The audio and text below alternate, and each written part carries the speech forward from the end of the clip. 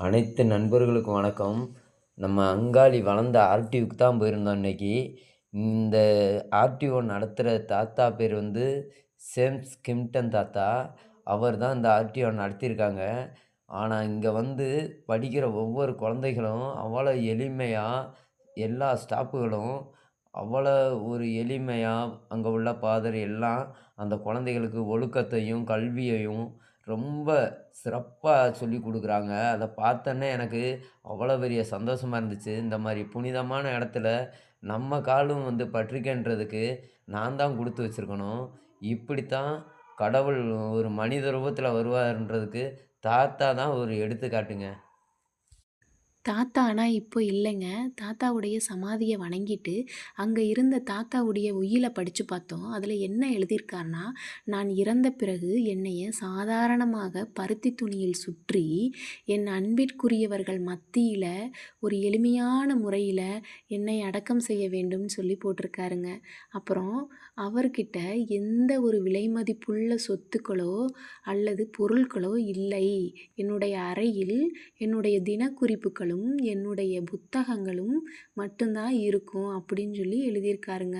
இந்த செல்ஃப்ல இருக்கு பாருங்க, அந்த பொருட்கள் மட்டும்தான் தாத்தா கிட்ட இருந்த பொருட்கள்ங்க. செல்ஃபு பெருசா இருக்கு. ஆனா பொருட்கள் ரொம்ப கம்மியா இருக்குதுங்க. கடவுள் தானங்க. கடவுளோட நான் வாழ்ந்திருக்கேன்னு சொல்லும்போது ரொம்ப சந்தோஷமா இருக்குங்க. உண்மையாவேங்க.